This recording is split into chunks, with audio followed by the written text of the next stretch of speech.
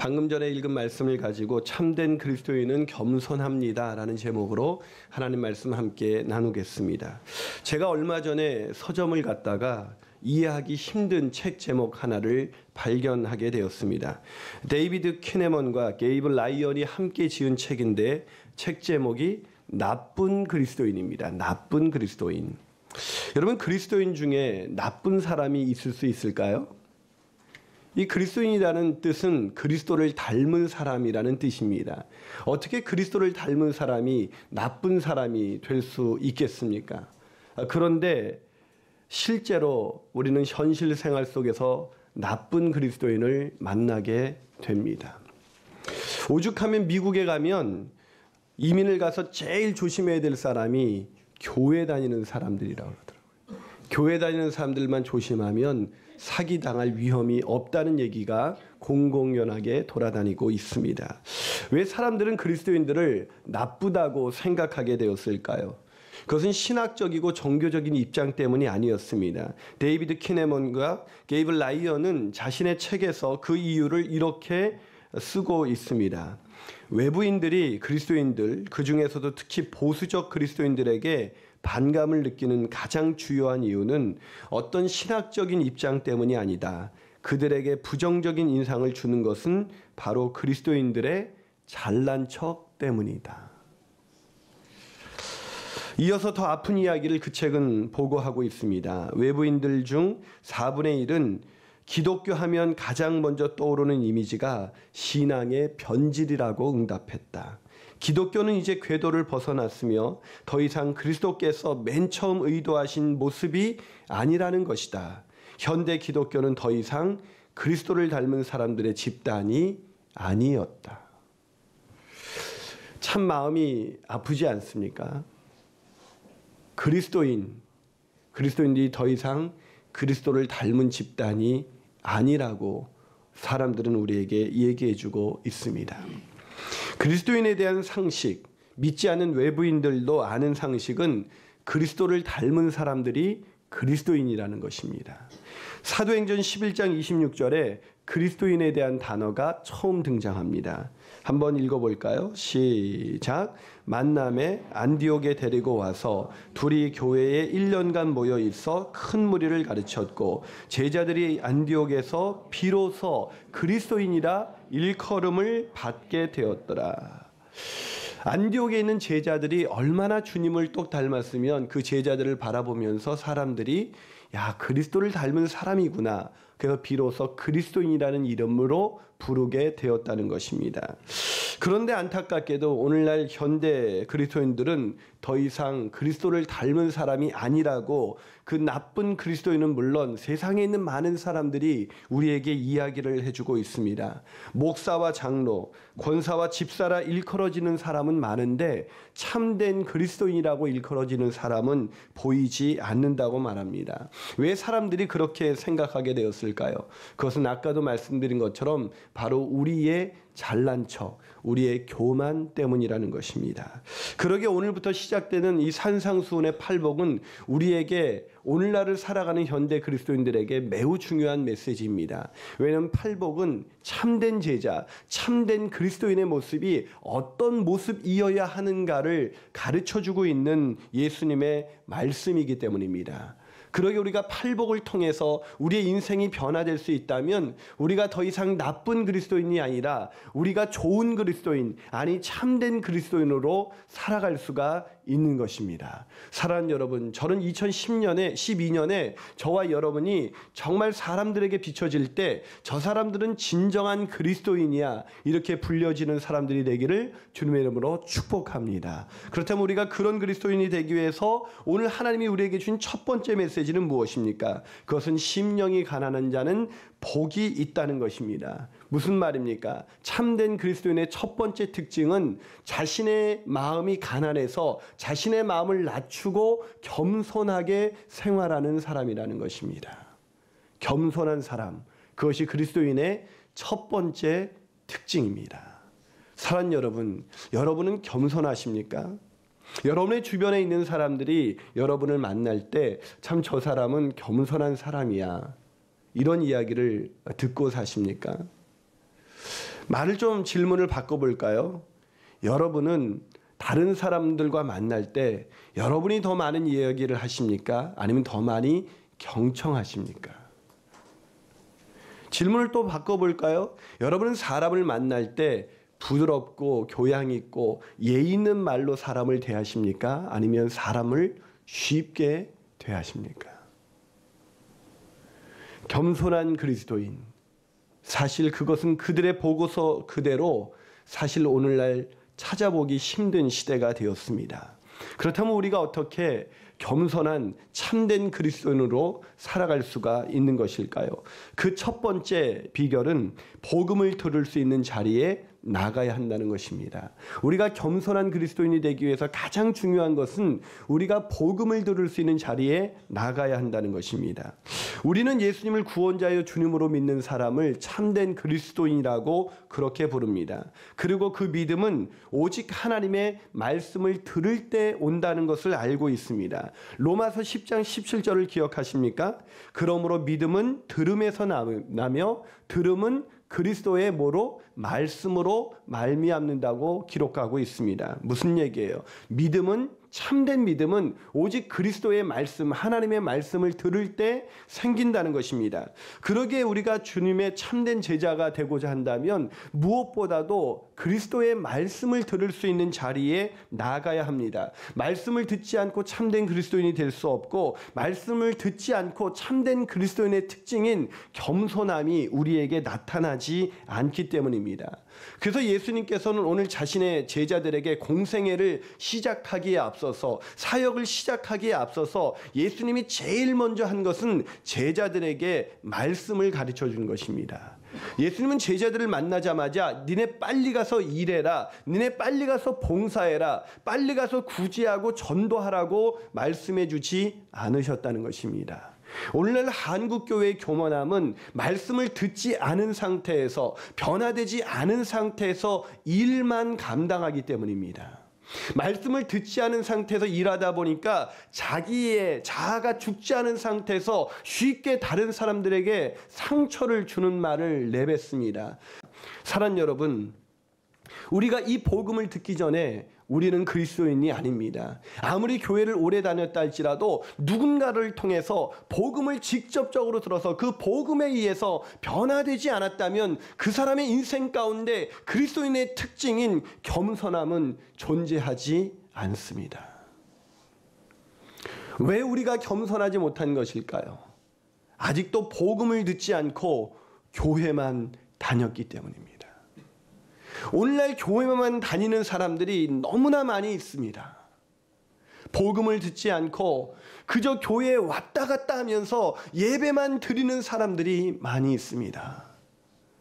말씀을 듣지 않고 복음을 듣기 전에는 우리는 절대로 참된 그리스도인, 그 표지인 겸손함이 나타나지 않습니다. 그러게 무엇보다도 여러분과 저가 다시 한번 복음 앞에 서기를 주님의 이름으로 축복합니다. 우리가 복음을 들을 수 있는 기회를 얻게 되기를 주님의 이름으로 축복합니다. 여러분이 그래서 새 생명에 들어가시고 전폭을 하시는 분에게 초대하셔서 저에게 복음을 들려주십시오. 그래서 그 복음을 들음으로 말미암아 저와 여러분의 인생이 참된 그리스도인의 표지인 겸손한 인생을 살아가게 되시기를 주님의 이름으로 축복합니다. 한 발 더 나가서 우리가 어떻게 겸손한 참된 그리스도인이 될 수가 있는 것일까요? 우리가 겸손한 그리스도인이 되기 위해서 중요한 두 번째 방법은 복음 앞에서 자신의 상태를 제대로 깨달아야 합니다. 복음 앞에서 뭘 깨달아야 한다고요? 나의 상태를 제대로 깨달아야 한다는 것입니다. 여러분, 복음을 듣고 진정한 그리스도인이 되면 사실 겸손할 수밖에 없습니다. 여러분, 왜 그렇습니까? 이 복음이라는 것은 무엇보다도 우리가 복음을 듣게 되면 무엇보다도 망가진 내 자신의 모습을 제일 먼저 보게 됩니다. 복음의 시작이 무엇입니까? 모든 사람이 죄를 범했다는 것입니다. 모든 사람이 망가진 사람이라는 것입니다. 모든 사람이 구제의 불능이라는 것입니다. 스스로의 노력으로는 자신의 마음 단 한순간도 바꿀 수 없는 존재가 바로 사람이다. 이것이 복음이 우리에게 가르쳐주는 첫 번째 진리인 것입니다. 그렇기 때문에 복음은 이 철저히 망가진 죄인이고 그 죄로 말미암아 죽었던 존재였는데 그런 우리를 위하여 예수께서 십자가에 죽으시고 부활하심으로 말미암아 누구든지 예수님을 믿기만 하면 구원을 얻는다. 이것이 바로 복음인 것입니다. 하지만 문제는 우리가 겸손하게 살기보다는 잘난 척하면서 사는 적이 너무나 많다는 것입니다. 누가 나를 늘 인정만 해줬으면 좋겠어요. 누군가가 나에게 싫은 소리 하는 것을 참 듣기 싫어합니다. 누가 나에게 안 좋은 얘기를 하면 내가 누군데 그래요. 내가 누군데. 여러분, 제가 목사를 하다 보면 여러분이 때로는 막 여러분들끼리 한 얘기, 우리 교인에 와서는 제가 그런 얘기를 잘 못 들었는데 이렇게 때로는 목회를 하다 보면 교인들끼리 은밀히 한 얘기도 다 들립니다. 아, 김 목사가 인간이 그래. 뭐 이런 얘기가 다 들려요. 그러면 제 마음속에 어떤 생각이 드냐면 제가 막 내가 왜 그런 사람인가? 저분이 날 오해하고 있네. 이런 생각이 들어요. 그런데 복음 앞에 서면 제가 그런 사람 맞아요. 아니, 그보다 더한 사람이죠. 사실 그분이 저의 내면을 들여다보셨다면 아마 기겁을 하셨을 겁니다. 그럼 누군가가 나에 대해서 비난을 하면 맞습니다. 내가 그보다 더한 사람입니다. 이렇게 말을 해야 되는데 내가 누군데? 내가 그렇게 잘못 살았나? 저 사람이 나를 어떻게 보고 저런 얘기를 하는 거지? 이런 생각을 하게 됩니다. 왜 그럴까요? 복음 앞에서 자신의 상태를 제대로 깨닫지 못했기 때문입니다. 우리가 누굽니까? 우리는 죄인 중에 괴수였습니다. 도저히 구원할 수 없는 선한 것이라고는 단 한 구석도 없는 철저히 죄와 허물로 완전히 망가진 그런 존재가 아니었습니까?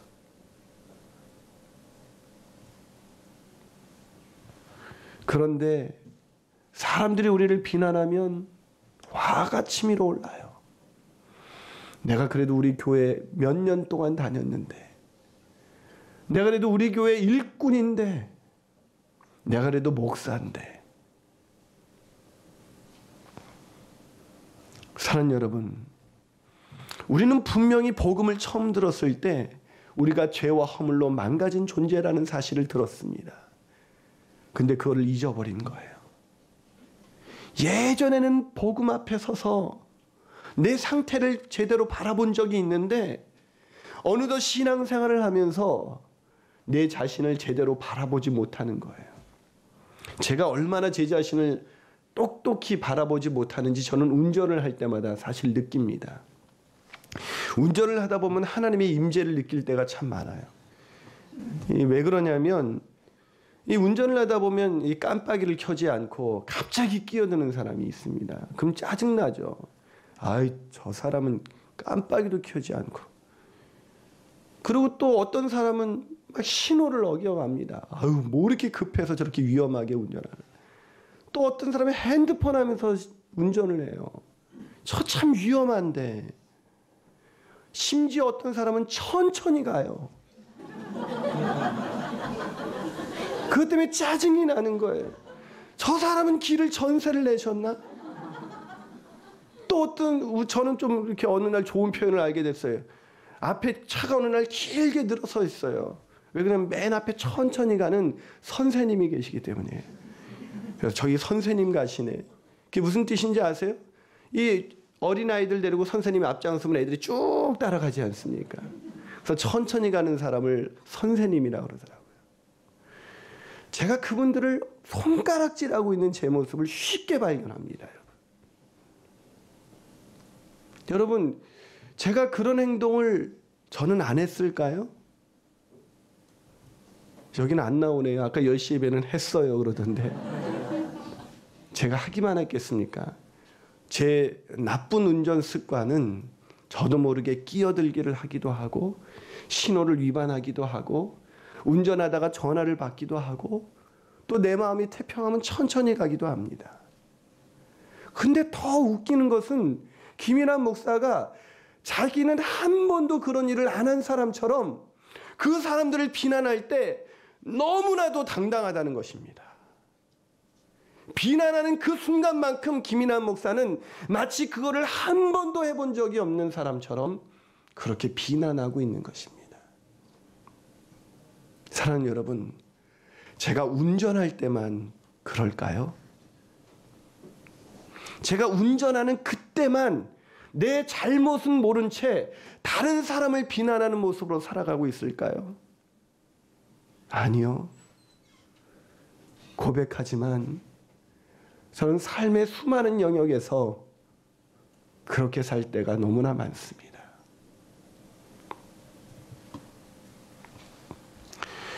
사랑하는 여러분, 제가 왜 그렇게 되었을까요? 복음 앞에서 제 상태를 잊어버렸기 때문입니다. 로마서 1장 17절을 기억하십니까? 로마서 1장 17절에는 이런 말씀이 있습니다. 한번 읽어볼까요? 시작. 복음에는 하나님의 의가 나타나서 믿음으로 믿음에 이르게 하나니 기록된 바 오직. 자, 거기 보니까 복음에는 뭐가 나타난다고 기록되어 있습니까? 하나님의 의가 나타난다는 거예요. 복음에는 하나님의 의가 나타나서 복음을 대면한 사람마다 의로우신 하나님, 거룩하신 하나님, 완전하신 하나님을 만날 수밖에 없다는 것입니다. 그 의로우신 하나님 앞에서 내가 가진 의, 내가 가진 이 의라는 것은 누더기와 같고 거지와 같은 내세울 것이 아무것도 없는 그런 의라는 것뿐이에요. 그러게 복음 앞에 서는 사람은 감히 내가 누군데 라는 말을 할 수가 없어요. 복음 앞에 서는 사람은 누가 나를 철저히 비난한다 할지라도 그 비난을 묵묵히 되새기면서 그걸 인정할 수밖에 없어요. 사랑하는 여러분, 그런데도 불구하고 어떻게 누더기 같은 의를 가진 우리가 도저히 구원받을 수 없는 내 안에 선한 것이라고는 단 하나도 없는 우리가 어떻게 교만할 수가 있겠습니까? 내가 누군데? 내가 그래봐도 목사야.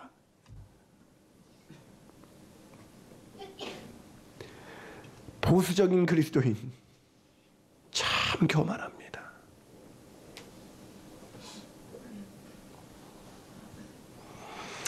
예수를 믿을 때 분명히 그때는 복음 앞에 서 있었는데 신앙생활하면서 복음 앞에 서본 적이 언제인지 모르는 거예요. 복음 앞에 서 있었다면,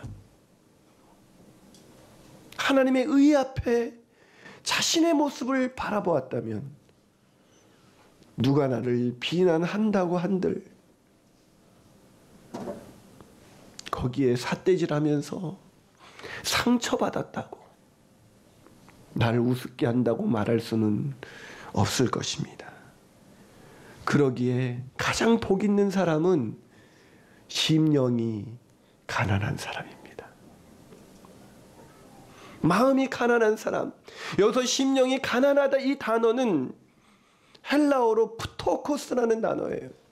이 푸토코스라는 단어는 완전한 가난, 과부의 두렙돈을 가진 그런 가부와 같이 가난한 것이 아니라 거지처럼 도저히 회생할 수 없는 스스로의 노력으로는 그 가난을 해결할 길이 없는 완전한 궁핍을 의미합니다. 그렇게 가난하다는 사실을 깨달은 자는 복이 있는 것입니다. 그런 사람만이 겸손할 수 있어요.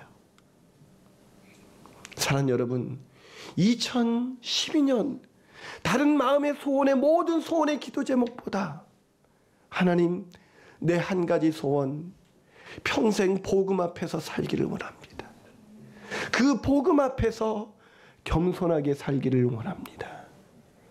그런 소원을 갖게 되시기를 주님의 이름으로 축복합니다. 마지막으로 우리가 어떻게 겸손한 참된 그리스도인이 될 수 있을까요? 그 세 번째 방법은 복음 앞에서 날마다 하나님의 통치를 받아들여야 합니다. 복음 앞에서 날마다 뭘 받아들여야 된다고요? 하나님의 통치를 받아들여야 한다는 거예요. 여러분, 삼성경제연구소 세리 CEO에서 CEO PI를 담당하고 있는 분 중에 이종선 씨라는 분이 있습니다. 여러분도 아마 아실 텐데 이분의 책 제목을 대면 아마 알 거예요. 이분이 지은 책 중에 따뜻한 카리스마라는 책이 있습니다. 따뜻한 카리스마. 제가 추구하는 카리스마인데 이게 잘 안 돼요. 제가 아까 1부 예배 8시 예배 때 그렇게 말했더니 다들 비웃었습니다. 그 책에 보면 이런 이야기가 있습니다.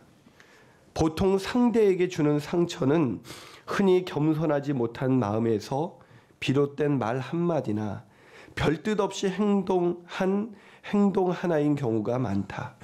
어린 시절부터 누누이 들어왔고 누구나 겸손한 사람을 좋아한다는 걸 우리 모두 아는데도 겸손이 여전히 최대의 미덕으로 꼽히고 있는 것은 결국 우리 모습이 대부분 겸손하지 못하다는 반증이기도 하다. 이 책을 읽다가 마음에 찔림이 와서 더 이상 책을 읽지 못했습니다.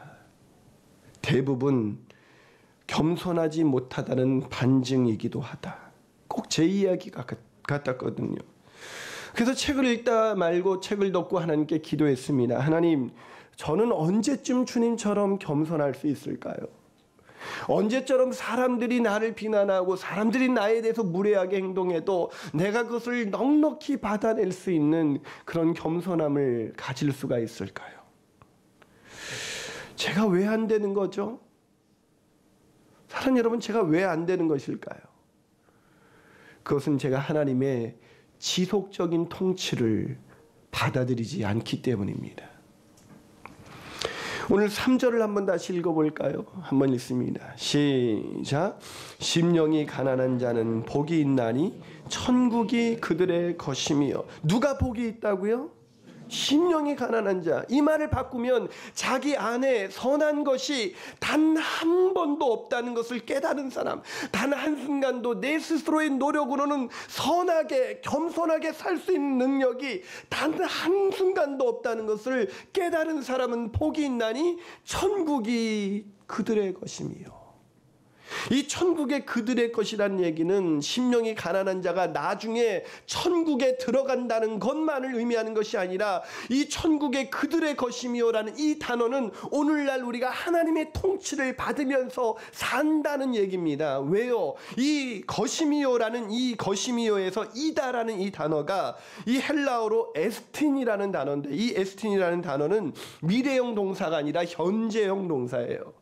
미래에 들어갈 천국을 말하고 있는 것이 아니라 지금 임재한 하나님의 나라, 지금 하나님의 통치를 경험하면서 살 수 있다는 것입니다. 사랑하는 여러분, 하나님의 나라가 뭡니까? 하나님의 통치를 받은 사람에게는 어떤 일이 일어나는 것일까요? 로마서 14장 17절은 이렇게 말씀합니다. 한번 읽어볼까요? 시작. 하나님의 나라는 먹는 것과 마시는 것이 아니요 오직 성령 안에 있는 의와 평강과 희락이라. 그렇습니다. 여러분, 자신의 심령을 바라보면서 자기에게 선한 것이 아무것도 없다는 것을 깨달은 사람만이 의와 평강과 기쁨이 넘치는 인생을 살 수가 있다는 것입니다. 여러분, 우리 마음가운데 기쁨이 없으면요, 우리가 점점 더 교만해집니다.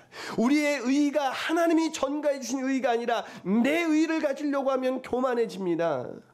사랑하는 여러분, 하나님의 통치를 받아서 하나님이 주시는 의, 하나님이 주시는 평강, 하나님이 주시는 기쁨을 누리게 되면요, 우리는 옆 사람을 넉넉히 받아낼 수 있는 겸손한 인생을 살아갈 수가 있는 것입니다. 심령이 가난한 자가 누리는 복, 그것은 미래의 천국이 아니라 지금 여기에서